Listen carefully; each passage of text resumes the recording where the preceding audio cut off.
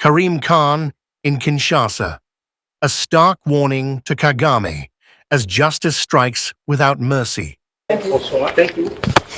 It's always good to come back to the Democratic Republic of Congo, even in these very difficult days. C'est toujours une bonne chose de revenir en République démocratique du Congo, même dans ces temps difficiles. This is a country that has everything. C'est un pays qui possède tout. Great people, De gens merveilleux, with every blessing of the environment, avec toute la bénédiction de l'environnement, with great wealth that grows on the soil, avec des grandes richesses qui sont dans le sol, with great wealth and treasures beneath the soil. des grandes richesses et des ressources qui sont dans le sol, And yet the people suffer. alors que le peuple souffre. We have been engaged, my office has been engaged in this situation Mon bureau est engagé dans cette situation since 2004. depuis 2004. We have had trials in The Hague. Nous avons eu de procès à La Haye. There have been convictions in The Hague. Il y a eu de condamnations à La Haye. The judges of the International Criminal Court have done their job. Les juges de la Cour pénale internationale ont fait leur travail. The men and women of my office have worked very hard Les hommes et les femmes de mon bureau ont travaillé durement and built good partnerships also with civil society, with victims and the government of the DRC. et nous avons construit des relations très solides avec la société civile et le gouvernement de la République démocratique du Congo. Professor Taylor to my left is the ICC focal point, Le professeur Taylor à ma gauche est le point focal de la CPI dans ces pays. appointed by His Excellency the President, President Tshisekedi. Il était nommé par son Excellence Monsieur le Président Tshisekedi. But we need to find a new way of doing things. Mais nous devons trouver une nouvelle voie de faire les choses. The message has to be conveyed very clearly. Et le message doit absolument passer clairement. Any armed group, Tout groupe armé, any armed forces, toutes forces armées, any allies of armed groups or armed forces tous les alliés de forces, de groupes armés et de forces armées, don't have a blank check. ils n'ont pas un chèque à blanc. They must comply with international humanitarian law. Ils doivent se conformer aux normes et aux lois internationales. Statut de Rome. Nobody can attack civilians, Personne ne peut attaquer les civils, hurt people, blesser les gens, kill people. tuer les gens. And this is a moment where we will see if international criminal law can withstand the demands that the people of the Democratic Republic of Congo insist upon. Et c'est à ce moment que nous pouvons voir si la loi internationale peut maintenir et soutenir la demande de la République démocratique du Congo et les citoyens. Which is the equal application of the law. Et cela, c'est l'application équitable de la loi. The people of the DRC La population de la République démocratique du Congo are as precious as the people anywhere on God's good earth. sont aussi précieuses que les gens de n'importe où à travers le monde. You are as precious as the people of Ukraine, Vous êtes aussi précieux que les gens de l'Ukraine, the people of Israel or of Palestine, les gens d'Israël et de la Palestine, the girls and the women of Afghanistan, les filles et les femmes d'Afghanistan. Karim Khan's arrival in Kinshasa is a seismic moment in the fight for international justice. This explosive video examines how his determined mission is set to upend the entrenched impunity that dictator Paul Kagame enjoys. Prepare for an unflinching critique that reveals the chilling implications of his visit, and a warning that none, not even Africa's elites, are immune from accountability.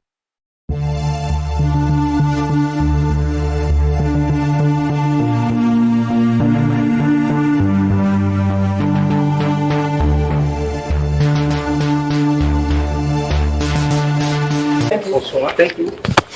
It's always good to come back to the Democratic Republic of Congo, even in these very difficult days. C'est toujours une bonne chose de revenir en République démocratique du Congo, même dans ces temps difficiles. This is a country that has everything. C'est un pays qui possède tout. Great people, De gens merveilleux, with every blessing of the environment, avec toute la bénédiction de l'environnement, with great wealth that grows on the soil, avec des grandes richesses qui sont dans le sol, with great wealth and treasures beneath the soil. des grandes richesses et des ressources qui sont dans le sol, And yet the people suffer. alors que le peuple souffre. We have been engaged, my office has been engaged in this situation Mon bureau est engagé dans cette situation since 2004. depuis 2004. We have had trials in The Hague. Nous avons eu de procès à La Haye. There have been convictions in The Hague. Il y a eu de condamnations à La Haye. The judges of the International Criminal Court have done their job. Les juges de la Cour pénale internationale ont fait leur travail. The men and women of my office have worked very hard Les hommes et les femmes de mon bureau ont travaillé durement and built good partnerships also with civil society, with victims and the government of the DRC. et nous avons construit des relations très solides avec la société civile et les gouvernements de la République démocratique du Congo. Professor Taylor to my left is the ICC focal point, Le professeur Taylor à ma gauche est le point focal de la CPI dans ces pays. appointed by His Excellency the President Tshisekedi. Il était nommé par son Excellence Monsieur le Président Tshisekedi. But we need to find a new way of doing things. Mais nous devons trouver une nouvelle voie de faire les choses. In October of last year, En octobre de l'année passée, I made a determination j'ai pris une décision that the second referral submitted by the Democratic Republic of Congo et c'était la deuxième recommandation de la République démocratique du Congo, was one that we had jurisdiction to investigate, là où nous avons le pouvoir d'enquêter, as it had a nexus, as it arose out of the facts that we were investigating previously. puisque cela était en excès de tout ce que nous faisions au départ. And the team has been coming and doing their job Et as required. les équipes venaient et faisaient leur travail comme cela leur était demandé. But of course, like the rest of the world, we are extremely worried of recent developments in Congo. Mais comme le reste du monde, nous sommes très inquiets de ce qui se passe en République démocratique du Congo. We know the situation, particularly in the east, is acute. Nous savons que la situation, particulièrement à l'Est, est très, très inquiétante. Hundreds of people are reportedly dead, Des centaines de personnes sont mortes thousands injured. et des milliers blessés. And the message has to be conveyed very clearly. Et le message doit absolument passer clairement. Any armed group, Tout groupe armé, any armed forces, toutes forces armées, any allies of armed groups or armed forces tous les alliés de forces, de groupes armés et de forces armées, don't have a blank check. ils n'ont pas un chèque à blanc. They must comply with international humanitarian law. Ils doivent se conformer aux normes et aux lois internationales. And I am very clear right now. Et je suis très clair là-dessus. The law must be seen to be effective. La loi doit être effective. All individuals must comply with the Rome Statute. Tous les individus doivent se conformer au statut de Rome. Nobody can attack civilians, Personne ne peut attaquer les civils, hurt people, blesser les gens, kill people. tuer les gens. And this is a moment where we will see if international criminal law can withstand the demands that the people of the Democratic Republic of Congo insist upon. Et c'est à ce moment que nous pouvons voir si la loi internationale peut maintenir et soutenir la demande de la République démocratique du Congo et les citoyens. Which is the equal application of the law. Et cela, c'est l'application équitable de la loi. The people of the DRC La population de la République démocratique du Congo are as precious as the people anywhere on God's good earth. sont aussi précieuses que les gens de n'importe où à travers le monde. You are as precious as the people of Ukraine, Vous êtes aussi précieux que les gens de l'Ukraine, the people of Israel or of Palestine, les gens d'Israël et de la Palestine, the girls and the women of Afghanistan. les filles et les femmes d'Afghanistan.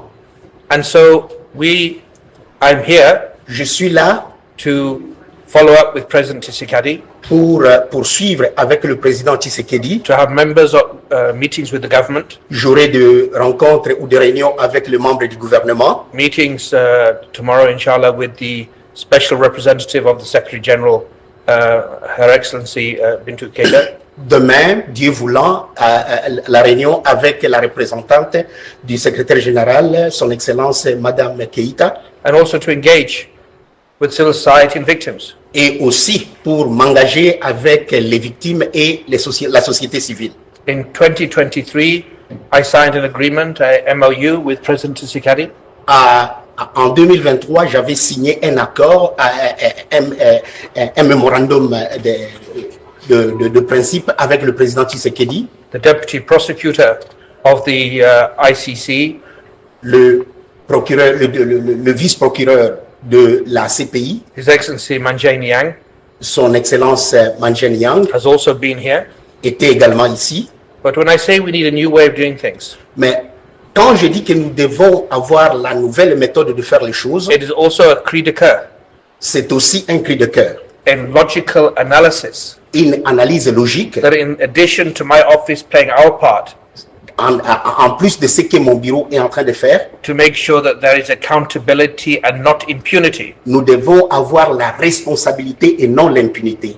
We need to make sure that a holistic, comprehensive approach to justice is built on this soil of the Democratic Republic of Nous Congo. devons nous rassurer qu'il y a une approche holistique et globale de ce qui se passe en République démocratique du Congo. How many generations of your children Combien de générations de vos enfants can be sacrificed, peuvent être sacrifiés, can be targeted? peuvent être ciblés? Enough is enough.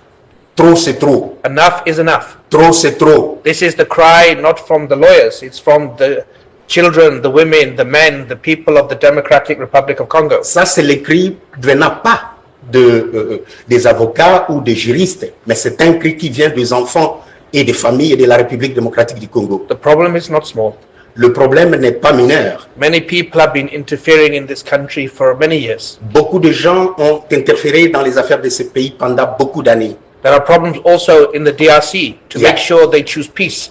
Your people choose peace, not conflict. Il y a également des problèmes en République démocratique du Congo, mais vos populations doivent choisir la paix et non le conflit. But with all the humility that is necessary, Mais avec toute humilité nécessaire, we extend the hand of cooperation nous tendons la main de coopération with the government of the DRC avec le gouvernement de la République démocratique du Congo to bring in other partners et amener d'autres to partenaires try to make sure there is a consistent, there is a comprehensive, there is a sustainable and holistic approach to justice that draws the poison of criminality away from the soil and allows the people and your children to march forward to, God willing, a brighter future after these very dark days that you're going through right now. qu'il y a une approche holistique, globale et durable de la situation qui se passe en République démocratique du Congo pour enlever les poisons des conflits. Karim Khan's arrival in Kinshasa marks a turning point in the quest for international justice, a move that sends shockwaves through the corridors of power in Africa and beyond. In a world where impunity has long been the refuge of corrupt leaders and war criminals, his visit is a resounding declaration that no one, regardless of position or influence, will escape the arm of the law. The atmosphere in Kinshasa is charged with anticipation and trepidation as the international community watches with bated breath. For too long, leaders like Kagame and Kabila have operated with a sense of untouchability, shielding themselves behind political alliances and a veneer of diplomatic immunity. Yet, the determined Karim Khan has arrived with a clear message. The rules of international justice will be enforced without exception. This move, cloaked in resolve, signals that every individual, whether in war-torn regions or among the elites, must answer for their actions. His arrival is not merely symbolic. It heralds significant change and calls to all who have evaded accountability. The stakes are high, and the consequences are imminent, especially for those who have profited from the suffering of their people. This moment unequivocally signals a historic shift in global politics, ending untouchability. International criminal justice has evolved through decades of struggle and perseverance, challenging the age-old notion that power grants immunity. In previous years, we have witnessed landmark moments when international arrest warrants were issued against notorious figures who until then had evaded accountability. Notable among these was the audacious move to target leaders whose actions had led to vast human suffering. a bold assertion that no tyrant is above the law. The issuance of warrants against individuals like Vladimir Putin and Benjamin Netanyahu underscored the determination of global institutions to hold even the most powerful to account. Such actions have not only rattled the corridors of power, but have also instilled hope among victims of state-sponsored violence and systemic injustice. This historical trajectory demonstrates that when the international community unites in the pursuit of justice, the mechanisms of law can dismantle entrenched systems of impunity. The current moment in Kinshasa builds on this legacy, where the spirit of accountability is reignited. Every arrest warrant and every legal action taken in the name of justice echoes the triumphs of past struggles against authoritarian regimes and impunity. Today, as Karim Khan steps into Kinshasa with an unwavering resolve, his mission resonates with the echoes of previous campaigns, affirming that the wheels of justice are turning. The global stage is set for a reckoning, a process that refuses to be stalled by political maneuvering or the clout of influential allies. It is a reminder that the law is not merely a tool for retribution. Still, it is a beacon of hope for a more equitable future, where every human life is valued equally and every perpetrator must face the consequences of their actions.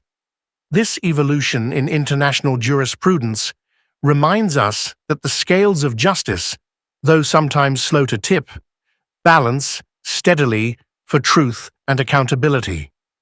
Karim Khan's statements, delivered with a measured calmness, carry an unmistakable warning that reverberates across international borders. In his address, he emphasized that this was not a routine visit, but a decisive action signaling the beginning of a new era in enforcing international law. With unyielding determination, he declared that arrest warrants would be executed, leaving no room for selective justice or political favoritism. His words resonated with the weight of past judicial milestones, reminding all that the justice system is neither arbitrary nor discretionary. Khan's rhetoric is steeped in the belief that the Rome Statute must apply uniformly, irrespective of a nation's geopolitical significance or the stature of its leaders. He laid bare the double standards that have plagued international diplomacy by drawing parallels with other global conflicts and high-profile cases. His message was clear. If war crimes or state-sponsored atrocities are committed, then the instruments of justice, no matter how formidable the opposition, will not be subdued by diplomatic maneuvering or military might. This resolute stance can potentially unsettle entrenched power structures, sending a chilling signal to those who have thrived on impunity. The meticulous articulation of his vision demonstrates that Karim Khan is not merely an administrator of law, but a crusader for accountability. His deliberate choice of language reflects both an awareness of the global context and a readiness to confront even the most influential individuals with the full force of international legal mechanisms. In this era of shifting alliances and emerging global norms, his pronouncements serve as both a promise and a threat to anyone who believes that political clout can shield them from justice. His forthright declarations echo the uncompromising spirit of justice, demanded by a world weary of selective accountability. Every word strikes with the force of reckoning. At the heart of Karim Khan's mission lies a profound commitment to the people of the Democratic Republic of Congo, whose suffering has been long ignored by the international community. The eastern regions of the country have borne the brunt of violence, with hundreds of lives lost and thousands injured in conflicts that have spanned decades. In his remarks, Khan underscored the principle that the rights and lives of the Congolese are as invaluable as those of any other people affected by war, be it in Ukraine, Israel, or Palestine. This is a clarion call to the world, emphasizing that the application of international law should not be selective but universal. The implicit comparison serves to remind us that the struggle for justice in Congo is not isolated. It is part of a larger global narrative where every victim of state violence deserves recognition and redress. By insisting on equal treatment, Khan confronts the hypocrisy of a system that has historically favored political expediency over human dignity. The message is clear. If the international community can mobilize to bring accountability in conflicts elsewhere, it must also act decisively in the Congo. This commitment to universality is not just a legal principle, but a moral imperative that calls for immediate action. As the world grapples with the complexities of modern warfare and political interference, the plight of the Congolese serves as a stark reminder that justice delayed is justice denied. The international legal mechanisms are now being reactivated to ensure that every act of brutality is met with swift and impartial response, reaffirming that the pain of the Congolese people is a matter of global concern. This resounding declaration honors the victims and demands that the international community urgently restore justice without further delay. Among the many figures who have long enjoyed the cloak of impunity, Paul Kagame is a prominent example of a leader who manipulated power to evade accountability. Karim Khan's visit to Kinshasa carries a potent and unambiguous warning for Kagame. The era of unchecked authority is drawing to a close. The message is explicit: no political maneuvering, no alliances, and certainly no military strength can shield a leader from the inexorable reach of international justice. For Kagame, whose tenure has been marked by a relentless pursuit of personal and political gain at the expense of his people, this visit is a harbinger of impending reckoning. The international community, emboldened by recent actions against other high-profile figures, is now prepared to scrutinize every aspect of his record. In the coming days, issuing an arrest warrant could signal the beginning of a legal process that may curtail his movements, force him into diplomatic isolation, and undermine his carefully crafted image of invulnerability. The gravity of the situation cannot be overstated. Every step his administration takes will be subject to heightened international scrutiny. The mere presence of a determined enforcer of the Rome Statute in Kinshasa is enough to send ripples of alarm across his corridors of power. Moreover, this development suggests that past transgressions, long dismissed or minimized, will soon be re-examined under the uncompromising lens of international law. For Kagame, the implications are dire. His ability to travel freely, maintain alliances, and continue his political machinations may be severely compromised. This is not a speculative threat, but a straightforward consequence of a global shift towards accountability. As international legal mechanisms mobilize, Kagame must reassess his strategies, for the future penalties could be swift and irreversible. The warning is clear. In an era marked by selective enforcement of international law, the global landscape is rife with double standards and blatant hypocrisy. For decades, powerful nations and influential leaders have operated under the assumption that wealth and military might shield them from the repercussions of their actions. Yet, the current wave of international justice challenges this notion head-on. The issuance of arrest warrants against notorious figures once considered untouchable reveals a systematic effort to dismantle the protective barriers that have long favored the privileged. Karim Khan's rigorous commitment to applying the Rome Statute equally across all cases underscores a paradigm shift in how the international community addresses crimes against humanity. This fresh approach directly rebukes those who have exploited legal loopholes and diplomatic immunity to evade punishment. By holding every individual to the same standard, irrespective of their political or military alliances, the mechanisms of international law are reclaiming their authority. The irony is palpable. Leaders who once flaunted their immunity now face the stark reality that no amount of political capital or financial power can circumvent the law.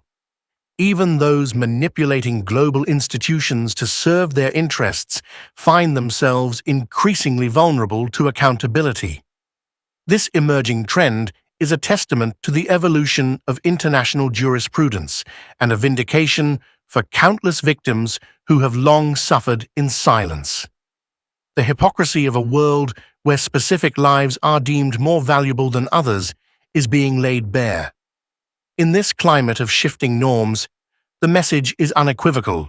Justice is impartial to wealth, power, and status, and the time for selective adjudication has ended. The glaring disparities of past practices are now under scrutiny, and the international community demands a level playing field where justice prevails without prejudice or exception and is genuinely equitable. The ramifications of Karim Khan's visit extend far beyond legal pronouncements. They ripple across the political landscape of Central Africa and threaten to unsettle long-established power structures. In a region where alliances are often forged in the crucible of survival and self-interest, this bold move will ignite fierce debates and provoke a swift response from those who have long relied on protecting international silence. The prospect of legal accountability forces political actors to reconsider their strategies as the risk of isolation and punitive measures looms large. For leaders in neighboring countries, the visit serves as a stark reminder that the era of impunity is not confined to a single nation, but is a challenge that reverberates across borders. The message is clear. The days when political expediency could override the pursuit of justice are numbered. As international legal mechanisms mobilize to investigate and potentially indict figures responsible for widespread atrocities, the regional balance of power is poised for a dramatic shift. Previously emboldened by a legacy of selective enforcement, political leaders now face a future where every decision and alliance may come under global scrutiny. The potential fallout could lead to a realignment of regional politics, with long-standing partnerships dissolving under the pressure of accountability. Moreover, the move will likely inspire grassroots movements and civil society organizations, galvanizing citizens to demand transparency and reform. The interplay between international law and domestic politics will be complex. Still, one thing is sure. The arrival of Karim Khan is a catalyst for change that could redefine the political order in Central Africa for years to come. This pivotal moment not only unsettles traditional power dynamics, but also forces every regional leader to confront the inevitable consequences of their past transgressions and questionable alliances without exception. One of the most striking aspects of this unfolding drama is transforming a mere piece of paper into a formidable instrument of power. This seemingly mundane document, the arrest warrant, is imbued with an authority that transcends borders and defies the conventional wisdom of political immunity. In the hands of a determined prosecutor like Karim Khan, it symbolizes hope for victims and a harbinger of justice for those long forgotten. The document's power lies not in its physical form, but in its legal and moral weight, carrying the promise that even the mightiest can be brought to account.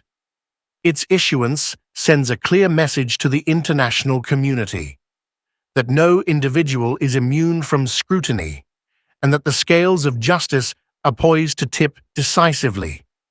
This symbolic piece of paper challenges the long-held belief that power can insulate one from the consequences of wrongdoing. Instead, it is a constant reminder that the principles of accountability and fairness are non-negotiable. Every signature and every stamp on this document carries the weight of countless voices demanding that justice be served. It is a testament to the enduring strength of international law and a direct rebuke to those who have thrived in a culture of impunity. In its simplicity, the arrest warrant encapsulates the profound transformation underway in global jurisprudence, a shift where legal norms are reasserting their primacy over political expediency. In its simple form, this document wields power to redefine the balance between authority and justice for generations. Paul Kagame's leadership, often touted as a model of stability in a turbulent region, has increasingly been scrutinized for its authoritarian tendencies and questionable political maneuvers. His administration has long been criticized for prioritizing power over the welfare of the Congolese people, a strategy that has fostered a culture of fear and impunity. While Kagame has successfully projected an image of strength and decisiveness, his methods have included the suppression of dissent, manipulation of international narratives, and a willingness to overlook human rights abuses in pursuing political consolidation. The recent arrival of Karim Khan in Kinshasa casts a harsh light on these practices, serving as a reminder that no leader, regardless of his achievements or geopolitical alliances, is immune from accountability. Kagame's apparent indifference to the mounting cries for justice signals a deep-seated belief in his invulnerability. This belief is rapidly eroding in the face of relentless international legal pressure. His track record, marked by a series of controversial policies and a disregard for due process, stands in stark contrast to the principles of fairness and transparency that underpin modern governance. The calculated dismissal of international norms in favor of realpolitik has tarnished his reputation and sown the seeds of discontent among those who yearn for true justice. In an era when the global community is increasingly unwilling to disregard abuses, Kagame's strategy of coercion and denial appears increasingly untenable. His approach may have yielded short-term gains, but it now poses long-term risks as the tide of accountability rises. Karim Khan's visit signals a new chapter in enforcing international law. The warning to Kagame is clear. Continued defiance will no longer be met with indifference, but with the full force of justice. The time is now. As this new wave of accountability gathers momentum, the message to those who have long defied international law is unequivocal. The arrival of Karim Khan in Kinshasa is not a benign gesture of routine diplomacy. It is a calculated move designed to dismantle the impunity that has allowed crimes to flourish. Leaders like Paul Kagame must now confront the stark reality that the world will no longer tolerate abuses, corruption, and the subversion of justice. The era of selective enforcement is over, and the international community stands united in its resolve to bring every perpetrator to justice. This is a call to action for all citizens who have been silenced by fear and oppression to rise, demand accountability, and support the mechanisms of justice that promise to rectify decades of wrongdoing. The path ahead may be fraught with challenges, but it is paved with the promise of a more equitable future where no leader can hide behind political facades.